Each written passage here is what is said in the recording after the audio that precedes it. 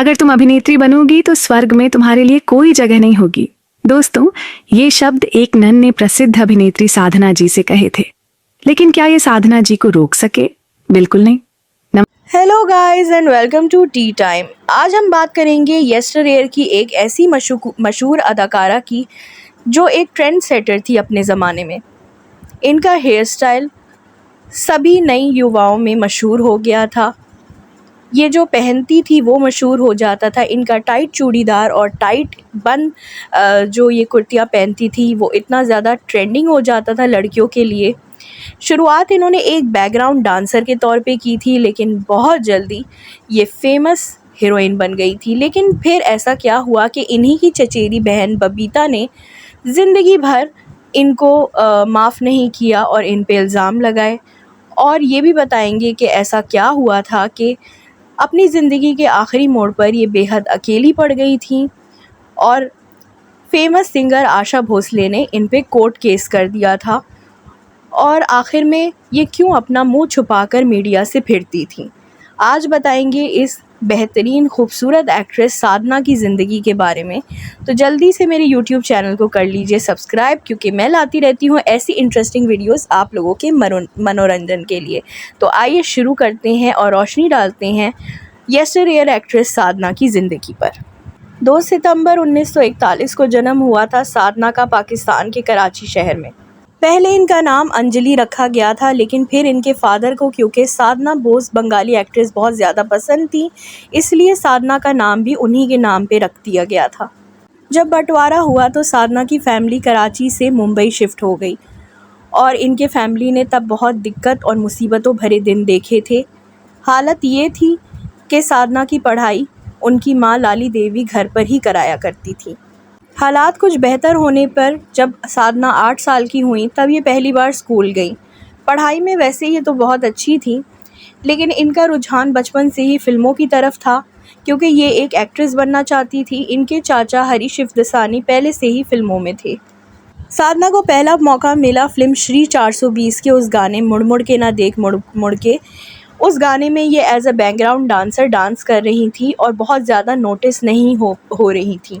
फिर कॉलेज के एक प्ले के दौरान इनको साइन कर लिया गया सिंधी फिल्म अबाना के लिए। फिल्म की पब्लिसिटी के लिए मैगजीन में छपी साधना की एक तस्वीर देखकर फिल्म डायरेक्टर शशांकर मुखर्जी ने इनको फिल्म लव इन शिमला के लिए साइन कर लिया।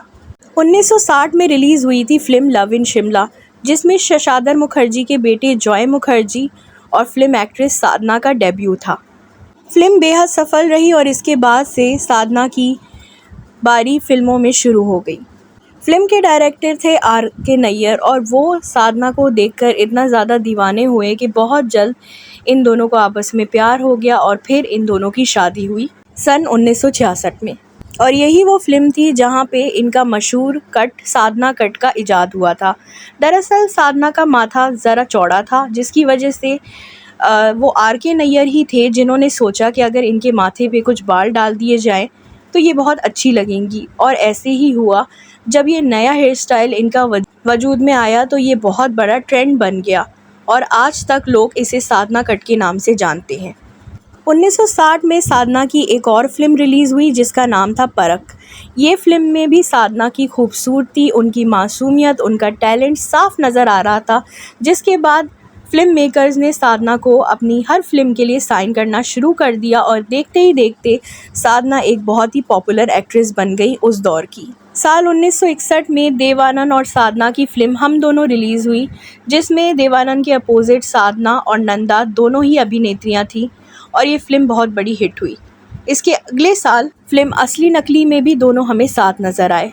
यही वो साल रहा जहां एक बार फिर वो अपने फर्स्ट हीरो जॉय मुखर्जी के साथ हमें एक मुसाफिर, एक हसीना, एक थ्रिलर मूवी में नज़र आई। अब तक साधना बॉलीवुड की एक जानी मानी अदाकारा बन चुकी थी। एक मशहूर किस्सा है कि साधना जब शॉपिंग के लिए एक दफ़ा एक दुकान में गई तो उस दुकान में इतनी ज़्यादा भीड़ जमा हो गई सिर्फ़ और सिर्फ साधना को देखने के लिए कि दुकान वाले को पीछे से साधना को दुकान के निकालना पड़ा और पुलिस को बुलाना पड़ा भीड़ को हटाने के लिए। ऐसी थी इनकी स्टारडम।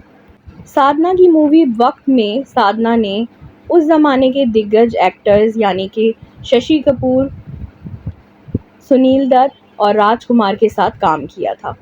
फिर सस्पेंस थ्रिलर मूवी वो कौन थी में साधना हमें मनोज कुमार के साथ नजर आई, जिस फिल्म का गाना लग जा गले कि फिर हंसी रात हो ना हो, ये गाना इतना ज़्यादा मकबूल हुआ कि आज तक इस गाने के दीवाने पूरी दुनिया में मौजूद हैं।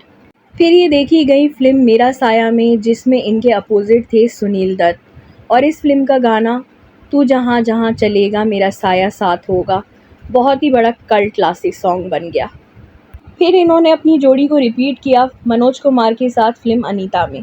फिल्म अनीता के ही बाद 1967 में इनको देश से बाहर जाना पड़ा अपने थायराइड के ट्रीटमेंट के लिए। फिर जब ये 2 साल बाद वापस आईं तो फिर 1969 में इन्होंने 2 और हिट फिल्में दी, एक फूल दो माली और इंतकाम। इनकी एक फिल्म आई गीता मेरा नाम, जिसमें बतौर डायरेक्टर भी इन्होंने अपने करियर की शुरुआत की। उसमें ये हीरोइन भी थी और डायरेक्टर भी थी। इस फिल्म में इनके साथ फिरोज़ खान और सुनील दत्त थे। ये वही फिल्म थी जिससे डांस डायरेक्टर सरोज खान ने अपने सेपरेट और इंडिपेंडेंट कोरियोग्राफी की शुरुआत की थी। हैरत की बात यह कि साधना को कभी भी अपनी ज़िंदगी में कोई अवार्ड से नहीं नवाजा गया, सिर्फ 2002 में इनको लाइफ टाइम अचीवमेंट अवार्ड से नवाजा गया। इसके अलावा इनके 23-24 साल के करियर में इनको किसी और अवार्ड से नवाजा नहीं गया। साधना की नंबर ऑफ फिल्म्स की बात करें तो वो काफ़ी कम रही इतने सालों में, लेकिन इनका सक्सेस रेशो काफ़ी अच्छा था। अब बात करेंगे कि साधना और उनकी चचेरी बहन बबीता में क्या आपस में ऐसी बात हुई जिसके बाद सारी ज़िंदगी दोनों ने एक दूसरे की शक्ल भी नहीं देखी। तो बात कुछ ऐसी है, साधना जब अपने उरूज पे पहुंच गई थी और वो फिल्म कर रही थी दूल्हा दुल्हन राज कपूर के साथ, तब राज कपूर जानते थे कि उनके बेटे रणधीर कपूर और बबीता आपस में एक दूसरे को डेट कर रहे हैं। तो उन्होंने साधना से इस बारे में बात करने की कोशिश की, या यूँ कह लें उनको ये इनडायरेक्ट मैसेज देने की कोशिश की कि बबीता भी फिल्मों में काम करती है और ये चीज़ मुझे बिल्कुल भी नहीं पसंद। अगर उसे कपूर ख़ानदान की बहू बनना है तो उसे फिल्मों में काम करना छोड़ना पड़ेगा। ये बात साधना को बिल्कुल भी अच्छी नहीं लगी। साधना ने अपनी कज़न का साइड लेते हुए राज कपूर से कहा कि फिल्मों में काम करने में क्या बुराई है, और दोनों की आपस में बहस हो गई। ये बात जब बबीता तक पहुंची तो इस बात का रूप रंग ही बदल गया। बबीता को ये गलतफहमी हुई कि शायद साधना ने कुछ ऐसी बात कह दी है बबीता के बारे में जिसकी वजह से राज कपूर अब बबीता को पसंद ही नहीं कर रहे रणधीर कपूर के लिए। हालांकि राज कपूर तो इस रीज़न से बबीता के खिलाफ थे कि वो फिल्मों में काम करती थी। खैर जो भी हो, इस रीज़न की वजह से दोनों बहनों के मन मुटाव इतने ज़्यादा बढ़ गए कि दोनों ने ज़िंदगी भर आपस में कभी बात नहीं की। करीना कपूर और करिश्मा कपूर भांजी होते हुए भी साधना से कभी भी नहीं मिली।